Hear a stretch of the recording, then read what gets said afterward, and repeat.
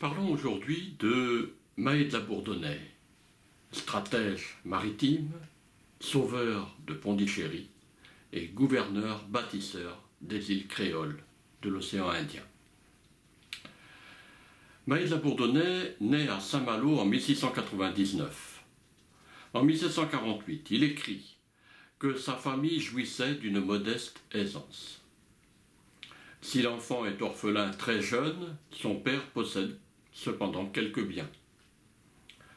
Sa famille était aisée et de bonne noblesse, mais dédaigneux de la particule, comme l'étaient les gentilshommes malouins, le futur vainqueur de Madras se faisait appeler simplement Mahé. Quoi qu'il en soit, la famille Mahé, elle, se considérait comme noble, et pour cette raison, au mois d'octobre 1742, elle empêcha le cardinal Fleury d'adresser à notre illustre compatriote des lettres de noblesse en récompense des services qu'il avait rendus à la Compagnie des Indes. Cette assertion d'Eugène Herpin, historien du début du XXe siècle, est confirmée par La Bourdonnais lui-même, et l'analyse qu'il fait est très intéressante. Elle montre que les nobles bretons n'accordent que peu d'importance au nom de famille se rattachant au sang, critère si fondamental pour la noblesse française. Les Montfort, derniers ducs bretons, n'ont pas de particules, pas plus que les Rohan ou les Laval, deux des plus grandes familles propriétaires de terres en Bretagne, bien avant le XVIe siècle. Mahé n'a donc pas besoin des lettres de noblesse du roi de France. La particule 2 en Bretagne, mais également dans tout l'Ouest, ne se rattache qu'au sol où on habite.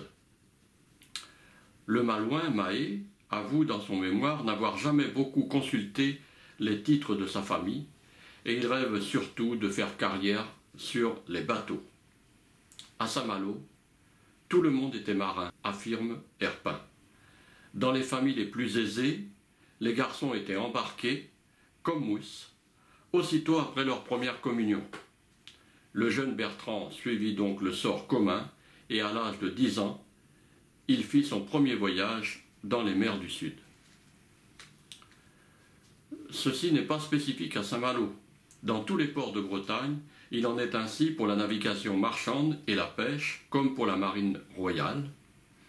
Mais la différence de traitement des mousses à bord tient naturellement au prestige des navigateurs. C'était l'époque où les corsaires malouins rapportaient de leurs brillantes croisières de somptueuses richesses, et leur retour triomphal était bien de nature à frapper l'imagination d'un enfant au goût aventureux comme la Bourdonnais. Les mules du petit étaient Duguay-Trouin, au sommet de sa gloire, vainqueur de Rio de Janeiro. Celui-ci revenait en France couvert de lauriers et chargé de butin, nous dit Herpin. François Bertrand Mahé est ainsi devenu un marin aguerri. À 20 ans, il a déjà couru sur tous les océans et y a appris, grâce à un aumônier de bord, le savoir de l'époque sur le pilotage, particulièrement la mathématique et la science nautique. Cette éducation sur le tas sera essentielle dans ses prouesses ultérieures. Et le mot prouesse n'est pas excessif. Il s'engage dans la nouvelle Compagnie des Indes et va y accomplir des manœuvres de navigation et des faits d'armes hors du commun. Ce fut en 1719 que je m'embarquai pour la première fois au service de la Compagnie des Indes en qualité de lieutenant, écrit-il. Nous fîmes voile pour Surat et dès 1723 je retournai dans l'Inde comme premier lieutenant. Ce fut dans ce voyage que je trouvai l'occasion de rendre à la Compagnie un service assez signalé. Le vaisseau, le Bourbon, coulait bas, manquait de tout, et il n'y en avait point d'autre pour le secourir. Je risquais le passage de l'île Bourbon à l'île de France sur une simple chaloupe. J'en ramenai un vaisseau qui vint au secours du Bourbon et le mit en état de faire son retour en France. À peine y étais-je moi-même que la compagnie m'éleva au grade de second capitaine et ce fut en cette qualité que je m'embarquai pour les Indes en 1724. Dans ce voyage, M. Didier, ingénieur du roi, voulut bien m'enseigner la fortification et la tactique. Voilà ce qu'il écrit dans son mémoire. L'exploit accompli par Mahé de faire à la rame les 150 km séparant les deux îles sœurs, Bourbon et l'île de France, c'est-à-dire la Réunion aujourd'hui et Maurice, de faire à la rame donc ces 150 km nous semble quasiment irréalisable. Le courant est contraire et la mer le plus souvent est forte. D'autre part, le Bourbon coulant bas, c'est-à-dire qu'il a des voies d'eau importantes, comment un autre navire peut-il le rétablir et lui permettre aussitôt de réaliser la longue traversée vers l'Europe? Le Malouin est promu capitaine, acceptons le fait. 2 ans après, il va devenir un véritable héros. En 1726, à sa demande, il fait partie de l'expédition partant de Pondichéry pour aller faire le siège de Mayali ou Maïi sur la côte de Malba. C'est la future Mahé. Il s'y illustre encore en inventant une méthode de débarquement par chaland afin d'éviter les tirs des assiégés. La reddition du fort se fait dans des conditions confuses, les Indiens effrayés par cette invasion se décidant à entrer en arrangement selon la Bourdonnais. Mailly ayant été prise à la suite d'un combat sanglant pour les archives coloniales du ministère de la Marine. Certains chroniqueurs émettent l'hypothèse que c'est à partir de cette époque que le village prit le nom de Mahé. Après cette conquête, le Malouin se lance à titre privé dans les affaires commerciales au Bengale et il s'y enrichit beaucoup. Puis il continue à bourlinguer sur la mer des Indes, rendant service aux Portugais, dont 2 navires sont en perdition à Mocha, servant même d'arbitre dans un conflit qu'ils ont avec l'imam du Yémen. Après 2 ans passés au service du roi du Portugal, la Bourdonnais décide de rentrer à Saint-Malo en 1733 pour s'y marier. En pleine gloire, il y épouse Marie-Anne Lebrun de la Franquerie, fille d'un directeur de la Compagnie des Indes, et obtient l'année suivante le poste de gouverneur général des îles de France et de Bourbon. En 1735, il part donc pour les Mascareignes, sa jeune épouse étant du voyage. Il y retrouve beaucoup de ses compatriotes bretons. Herpin force un peu le trait en écrivant « Combien ils sont nombreux, ceux de chez nous qui dorment, dans les petits cimetières de Saint-Paul, Saint-Pierre, Sainte-Suzanne, au pied des églises édifiées, dans ces lointains et beaux pays, par la foi admirable de nos ancêtres. » Les Bretons ont certes beaucoup compté dans les premiers peuplements des 2 îles, mais la grande majorité des immigrants européens durant cette période proviennent d'une région plus vaste que la Bretagne, on pourrait l'appeler le Grand Ouest, ces gens-là ayant tous à peu près une même mentalité fortement empreinte de caractère celtique. Une quinzaine d'années avant la venue de la Bourdonnais comme gouverneur des Mascareignes, le lieutenant de frégate Joseph de Courchamp fut envoyé à Bourbon pour y mettre en place l'épopée du café. Il fit bien plus que remplir son contrat, écrivent Lucas et Serviable. Le gouverneur Mahé y trouve pourtant une colonie languissante. Il en fera une place forte et prospère, bien qu'il n'y reste que 3 mois, préférant établir la direction générale des 2 îles au Port-Louis sur l'île de France. L'île Maurice d'aujourd'hui doit donc toute sa fortune passée à la Bourdonnais et elle lui rend bien, alors que les Réunionnais sont plutôt partagés concernant le personnage. Lui ont-ils jamais pardonné d'avoir préféré l'île Sœur? Certes, il y a sa statue trônant à Saint-Denis sur l'actuelle place de la préfecture. Mahé de la Bourdonnais fut un administrateur de mérite, mais il fut aussi, comme son prédécesseur Pierre Dumas, le grand promoteur de la chasse aux marrons et de la traite des Noirs. À Bourbon et à l'île de France, on estime que Mahé de la Bourdonnais en fit venir 1000 à 1200 par an pendant 10 ans des esclaves. Le besoin de main-d'œuvre ne peut justifier la manière avec laquelle ces transferts massifs de population se sont faits. C'est donc un piètre humaniste, même s'il a d'autres grandes qualités. Le nouveau gouverneur des Mascareignes voit rapidement les avantages que représente l'Île-de-France. L'île Bourbon, écrit-il, ayant le désavantage de n'avoir aucun port, ni même une rade sûre, on la destina seulement à la culture du café. Quant à l'Île-de-France, elle possède 2 ports, ce qui la rend très importante pour notre commerce, dans l'Inde et en Chine. Mais il constate aussi l'esprit de liberté des colons des 2 îles. La subordination et la discipline leur étaient si peu connues et les révoltes si communes. Mahé doit pourtant bien savoir d'où viennent la plupart de ces gens. De l'ouest de la France, là où on n'accepte pas aussi aisément qu'ailleurs l'autorité du premier venu. Il poursuit « Et ce qui doit encore mieux faire sentir jusqu'à quel point régnait l'esprit d'indépendance, c'est que les officiers eux-mêmes trempaient dans ces révoltes. » Il fait ainsi la démonstration de la mentalité celte que les colons ont retrouvée dès qu'ils ont été éloignés de la pression étatique exercée sur la France continentale. Mais à force de persévérance, il réussit à maîtriser ce petit monde et en obtient des résultats remarquables.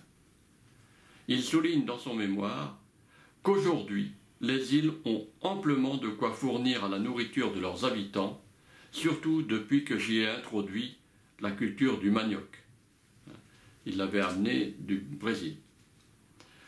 Son autosatisfaction n'est pas usurpée. Dès son arrivée aux Mascareignes, président du Conseil supérieur, il se met immédiatement au travail et avec une énergie sans pareille, fonde à l'Île-de-France une véritable colonie structurée et durable, ranime l'économie de l'île Bourbon et ne néglige pas l'île Rodrigue, où il nomme un administrateur dès 1736. Il donne une priorité à l'installation d'une solide base navale au Port-Louis. Celle-ci rendra tant de services à la France que l'Angleterre, qui s'en était emparée en 1810, refusera de la rendre en 1815, au traité de Paris. Elle ne rendra que l'île Bourbon. Mahé a donc fait énormément pour le développement économique des 3 îles. Construction de chemins, de magasins, d'hôpitaux, d'arsenaux, de batteries, de fortifications, de logements pour les officiers, de bureaux, de moulins, de ponts, d'aqueducs, de quais et même de chantiers navals. L'œuvre est phénoménale. Elle provoque une émulation contagieuse de toute la colonie, à part bien entendu quelques ingénieurs récalcitrants et autres capitaines de vaisseaux jaloux des succès du gouverneur et qui vont se plaindre auprès de la compagnie à Paris. « Je fais construire des navires, écrit-il, au secrétaire d'État à la marine, et nous sommes les seuls Européens qui aient dans l'Inde un port où l'on travaille à la construction. » Il reconnaît qu'il n'a pas pu parvenir à ce point sans faire beaucoup de mécontents. Lorsqu'il rentre en France en 1740, après le décès de 2 de ses enfants et son épouse, un des directeurs de la compagnie lui fait part de ses griefs.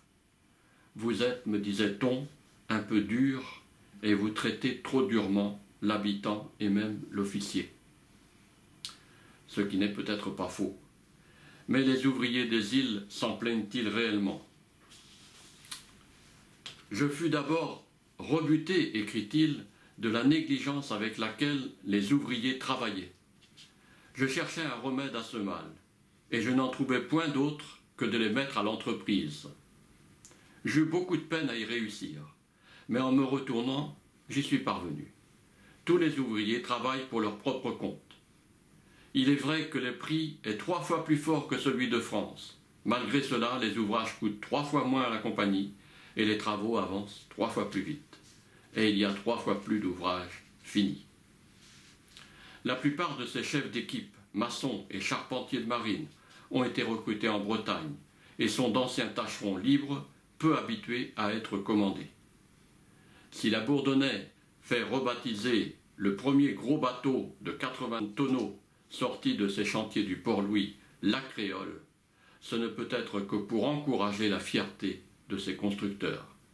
Il montre ainsi le sentiment d'appartenance aux îles qu'il est en train de faire naître chez ses ouvriers en résistance aux diktats des ingénieurs de la Compagnie des Indes.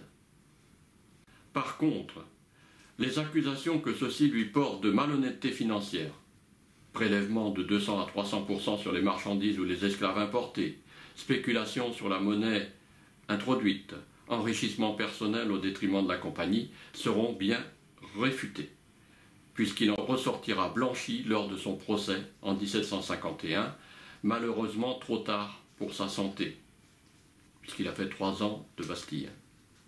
Il est indéniable qu'il s'est enrichi considérablement dans le commerce d'Inde en Inde, et ses protecteurs en France avec lui, dont Horry, le contrôleur général des finances de Louis XV. Mais la compagnie n'interdisait pas ce commerce, même si elle restreignait les règlements. Pour sa défense, le professeur Audrey écrit « Lorsque le gouverneur fait des affaires au mépris des règlements de la compagnie, il n'est pas le seul à le faire. » En Bretagne, en 1740, Mahé prend connaissance des reproches qu'on lui fait et apprend qu'on aurait désigné, en secret, son remplaçant pour les Mascareignes. On m'accusait d'avoir excédé les habitants de l'île Bourbon en exigeant d'eux quantité de jours d'esclaves pour les employer à mon profit personnel. Ce fut pour des ouvrages ordonnés par le ministère. D'ailleurs, comment aurais-je pu employer ces Noirs à mon profit particulier, moi qui n'ai jamais eu un pouce de terre dans l'île Bourbon, et qui jamais par conséquent n'y a fait le moindre ouvrage pour mon compte. On osait assurer que je m'étais emparé de tous les nègres que la compagnie envoyait aux îles et que je les revendais 2 à 300% de bénéfices. Pendant le temps de mon gouvernement, je n'ai jamais acheté qu'environ 30 Noirs pour me servir de domestique et non pour les revendre. Loin d'en avoir jamais vendu aucun, je les ai donnés à différentes personnes lorsque j'ai quitté les îles. Déjà profondément affecté par le décès de son épouse, le Breton envisage de démissionner. Mais la guerre menaçant avec l'Angleterre, les ministres de Louis XV le maintiennent à son poste de gouverneur, lui adjoignant une mission militaire à la tête d'une forte escadre. Il saute alors sur cette occasion unique de s'illustrer comme il l'avait fait auparavant. Le projet ne convient guère au directeur de la compagnie qui se rappelle la déconvenue de l'escadre de Perse en 1674. Mais la Bourdonnais n'est pas de la Haye, et il va le démontrer de façon remarquable. Même les Anglais, souvent battus par ses troupes, lui voueront un respect à peine voilé. Il repart donc de l'Orient en 1741 pour l'océan Indien, à la tête de 5 navires bien armés. Tous leurs équipages pouvaient monter à 1200 hommes de mer et environ 500 soldats.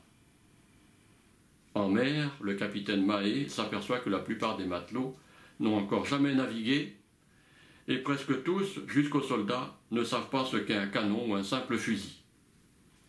Profitant d'une escale au Brésil, il les forme lui-même. Arrivé à l'île de France, il apprend que les Maraths, les Indiens du centre de l'Inde, menacent d'assiéger Pondichéry. Il vole alors au secours du principal comptoir français en Inde.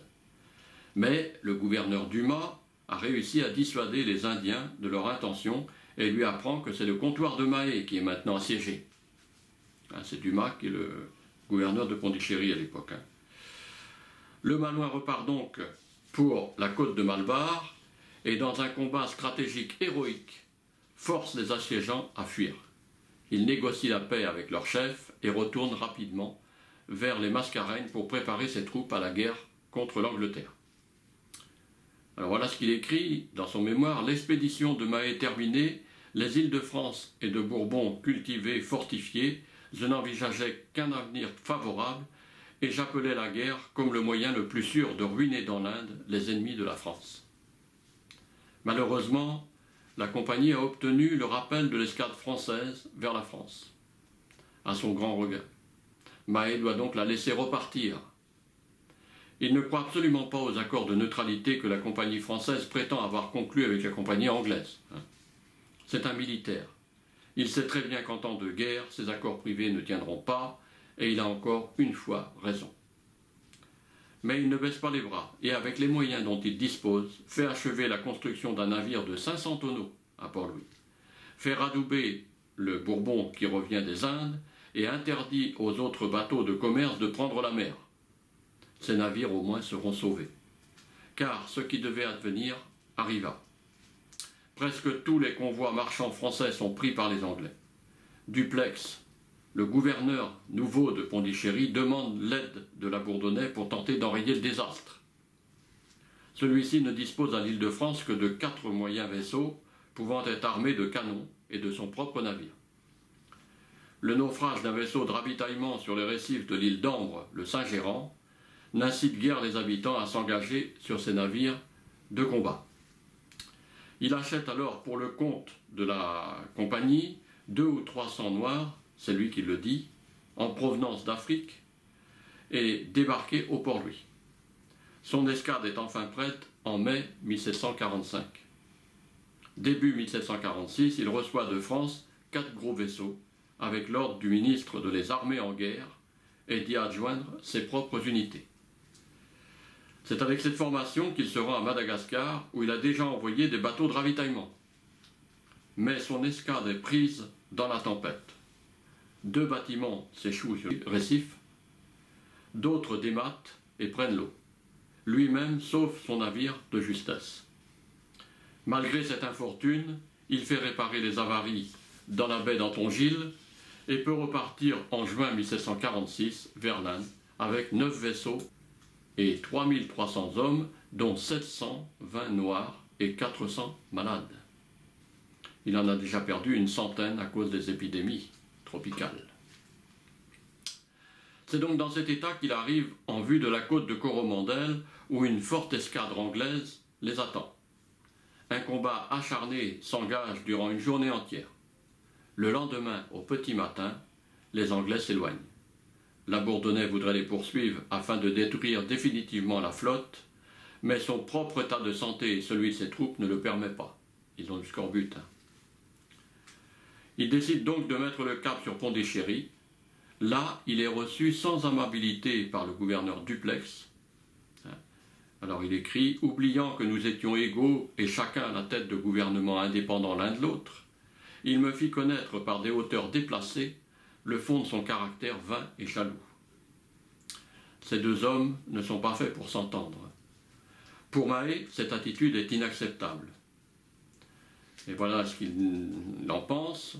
Je sus maîtriser toutes les petitesses qui, dans cette occasion, échappèrent à M. Dupleix.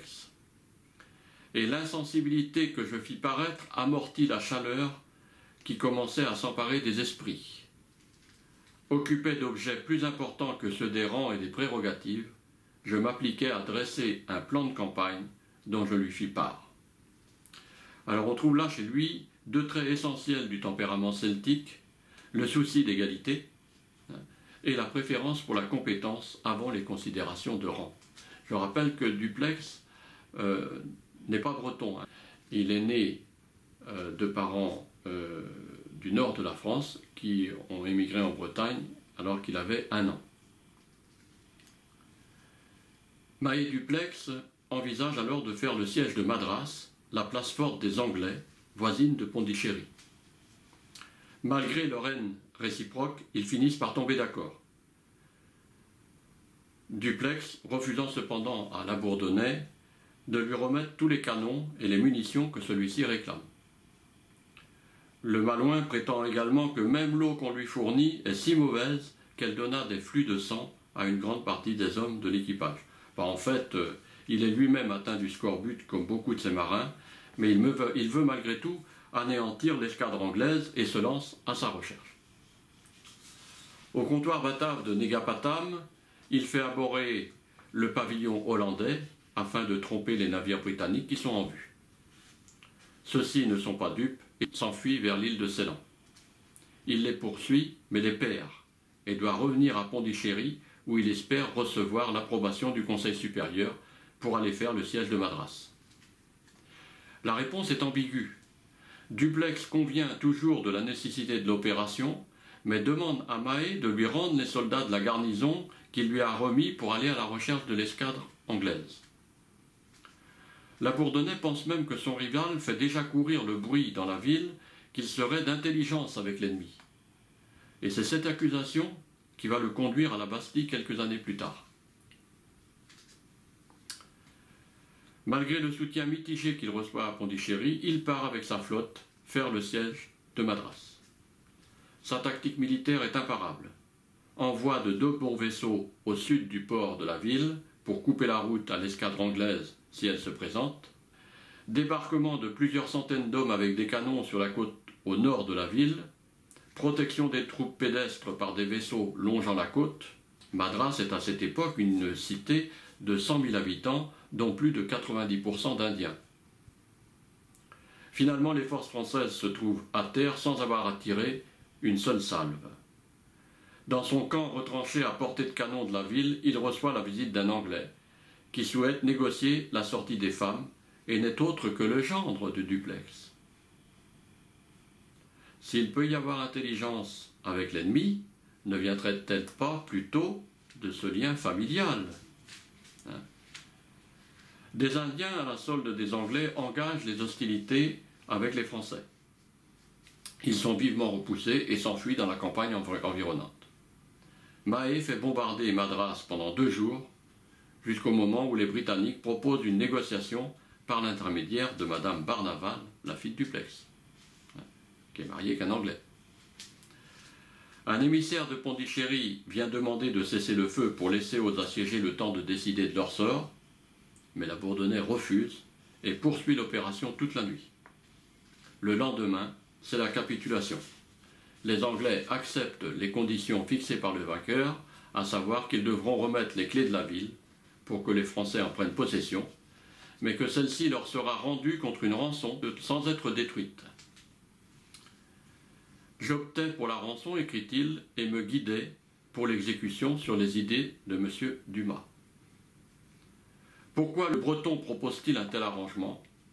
D'une part, parce qu'il n'est pas un destructeur, mais plutôt un constructeur. Il l'a prouvé au Mascareignes. D'autre part, parce qu'il pense que les Français ne sont pas assez nombreux dans cette région pour asseoir leur domination sur 2 cités voisines importantes. Enfin, et surtout, parce qu'il craint que les Anglais ne reviennent assiéger la ville avec des forces bien supérieures. Leur flotte n'a pas été détruite, hein. Dans la position où j'étais quand je vins assiéger Madras, écrit-il, j'avais tout lieu de craindre, tant par la mer que par la terre.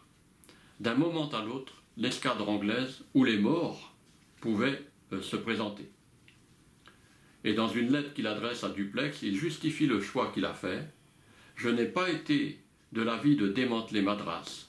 J'avais peu ou point de temps à perdre, j'optais pour la rançon et me guidais pour l'exécution sur les idées de M. Dumas. J'ai plus obtenu qu'on ne demandait.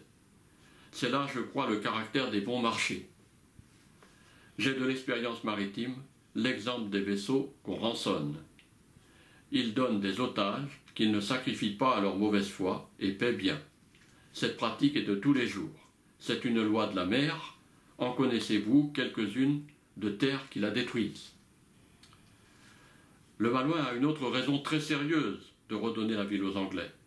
Les consignes de son ministre de tutelle. Les ordres d'Ory, écrit-il, sont sur ce point formels. Il est expressément défendu au sieur Labourdonnais de s'emparer d'aucun établissement ou comptoir des ennemis pour le conserver. Mais l'accord qu'il a conclu ne convient pas du tout à Dupleix, qui n'a aucune intention de rendre Madras. Il somme Labourdonnais de lui obéir. Celui-ci lui répond en invoquant les ordres qu'ils ont reçus chacun du ministre du roi. On vous ordonne, comme vous voyez, de me seconder. On me demande à moi d'avoir des égards.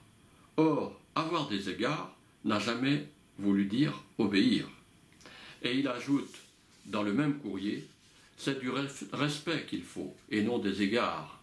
Parole admirable de la part d'un homme pour qui le respect passe avant le rang ou le titre. Manière de penser tout à fait celtique.